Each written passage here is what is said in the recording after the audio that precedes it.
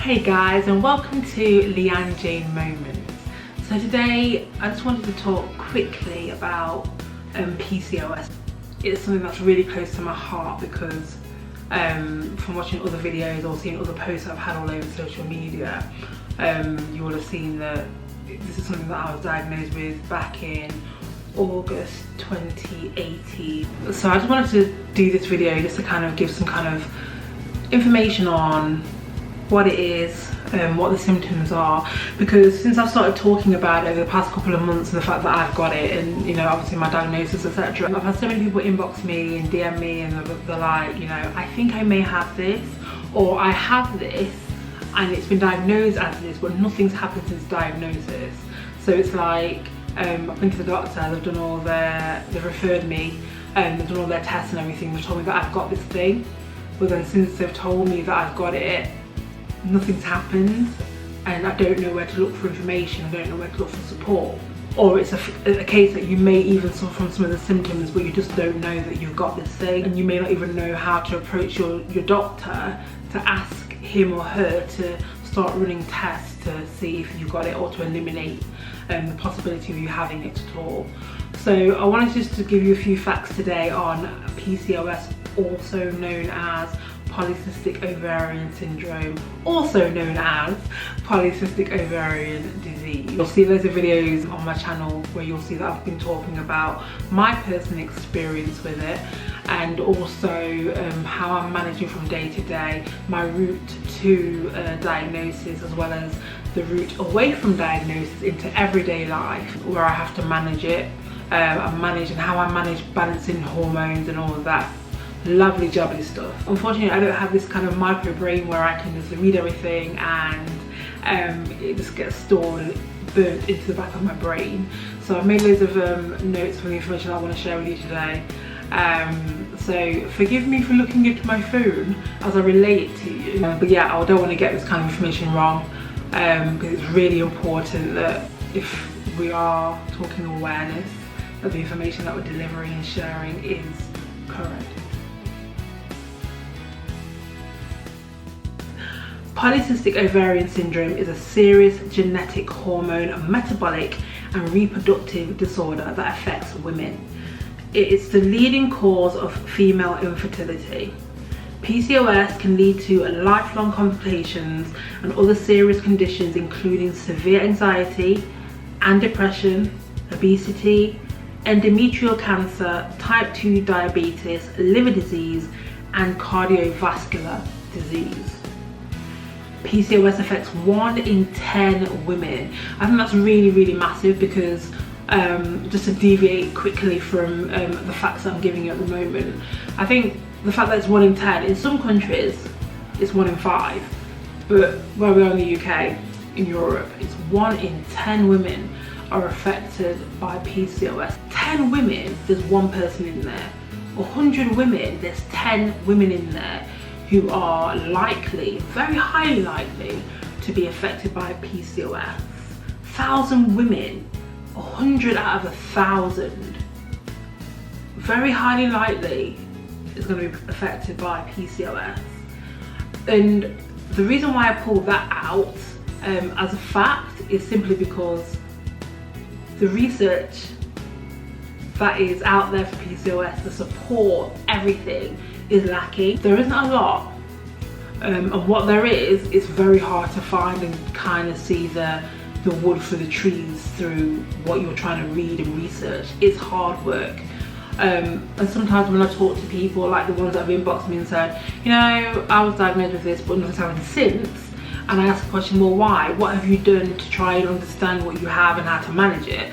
And the response that will always come back is, where do I look? Type it into Google, some information comes up, some of it, a lot of it isn't in country, a lot of it is from other countries, or a lot of it I don't really understand what they're saying to me. And I've joined groups on social media sites, etc., but I still don't really understand what I've got, how to manage it, how to move forward. That was the kind of same thing for me. The only thing is, I needed to understand what it was. I needed to understand what it meant for me. I needed to understand how I could fix it to later then realise that I can't fix it, it can't go away, but how you manage yourself will help to manage it. So you can manage the symptoms of it, but you can't eradicate it completely. It's there forever, unfortunately, until there's enough research or money ploughed into research to find some kind of cure for it. It's not, there's no kind of understanding that it can ever be cured at this very point in time in history. Moving forward, next 10, 20, 30, 40, 50 years, you don't know what might evolve over time with history and research and science. Anything can happen.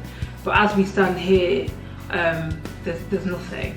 So that's why I really wanted to just kind of pull out that fact that 1 in 10 women have this thing. 1 in 10 have it, and probably more than half. And I say probably because it's not a fact, it's just based on people that I've spoken to, but probably more than half of those 1 in 10. So you've got 100 and you've got 10 out of 100. 5 of them probably won't even know where to start. 5 of them have got no support because I have this thing. It's an everyday thing. This is January through December, year after year. And as long as it's January through December for me, it's going to be January through December for everybody that subscribes to my channel, everyone that watches my videos. It won't stop. I'm literally going to be relentless in trying to make everybody more aware of this thing, because it's here, it's not going anywhere, it's out there. There's people suffering in silence, and it's a serious thing. I've just read to you, it's a serious genetic, hormonal, metabolic and reproductive disorder. So there's so many diseases out there that have so much kind of high profiles because of what they are. This is one of those things that should also have a high profile because of what it is and what it can affect. But because like the medical industry doesn't understand it fully, they don't understand fully how to manage it. And I'll talk in videos later on after this around the scenarios that I've been in with my medical personnel, of literally, it's just trial and error, because they haven't got a clue what they're doing in terms of managing this. They haven't got a clue what to say to you. They really don't know. So it's been an experience. But yes, back to the facts. 10 to 15% of women are estimated to have polycystic ovarian syndrome. 50% of women, so remember what I said before about like if you've got 10 women out of 100, half of them wouldn't even know what to do. Well, 50% of women with PCOS actually go undiagnosed. So they're thinking that their symptoms are attributed to something else, and they never ever go. And that was nearly me until last year. That was nearly me who went undiagnosed, attributing every issue that I may have or I was on the brink of having to something else, not knowing it was attributed to PCOS. 50% of women with PCOS will develop type 2 diabetes or pre-diabetes before the age of 40. And there's a 3 times increase of risk for women with PCOS in developing endometrial cancer. I'm just sitting there on that last point there because, as I said to you not long ago in the video, there's no focus on this. Literally, this is a serious disorder, as we've heard in the read-up that I did. And one of the factors is a 3 times increase. When you've got PCOS, there's a 3 times increase in getting endometrial cancer. Yet, there's no spotlight on this. There's no resource for this and to research this further. The medical industry, where I am in the UK, not got a clue. The medical industry, trial and error. let's see if this works for a couple of months. If it doesn't, we'll try something else. Literally, that has been my experience. So now there are quite a few different symptoms that are attributed to different things, issues, concerns, but are also main components in PCOS. You are going to be quite shocked at some of these. Obviously, if you've got it already or if you've been diagnosed, you can listen out for the ones that I'm going to mention and see how many of these you actually got. When I was reading through the actual list of the symptoms that are attributed to this thing, I just sat there and I was just like, I remember back in this year or back in this decade, or this is why I've been feeling like this because of this, and everything makes sense. When you can put everything under the banner of what you have your diagnosis, and then you think about all the different things that have been happening to you in your life and around you, chemically, mentally, physically, and you can all attribute them back to what you've been diagnosed with. So anyway, depression, anxiety, sleep disorders like sleep apnea, anger, feeling unheard, feeling alone, mood swings, hirsutism, that's a big one for a lot of people, and me, as I'll speak about in later videos. Oily skin, disordered eating, fatty liver disease, preeclampsia, gestational diabetes, dark skin patches, hypothyroidism,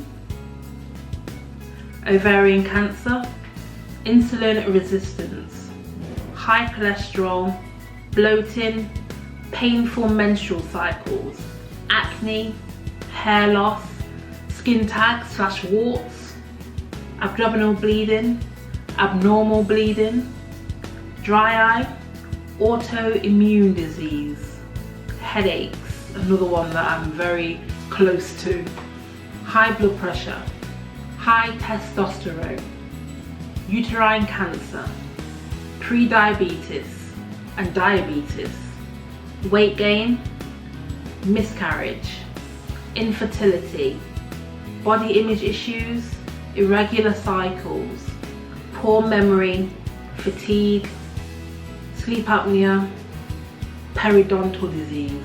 That's a short list of some of the symptoms that are attributed to PCOS. I'm thinking that probably down the line I'm going to probably do a more detailed video and dissect them, dissect each one by one to go into more detail about them and how they affect somebody that has PCOS, to kind of put them in context.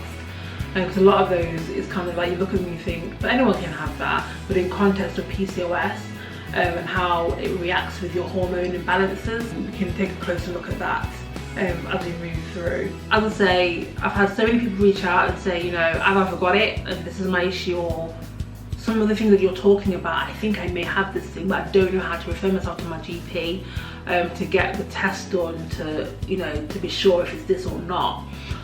So I wanted to start out at the base level and just say, well, this is what it is and this is what it brings with it. And as I say, there's many more videos out there where I'll be sharing my personal journey with PCOS, as well as other things. So guys, it's been great interfacing with you today, you know, just to be able to share with you something that's really close to my heart, something that's really dear to me.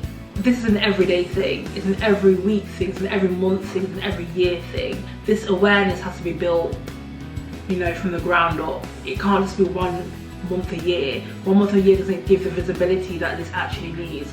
This is not, you know, one of those 1 in a million people suffer with it. In a room of 100 people, 10 of you are highly likely to have PCOS.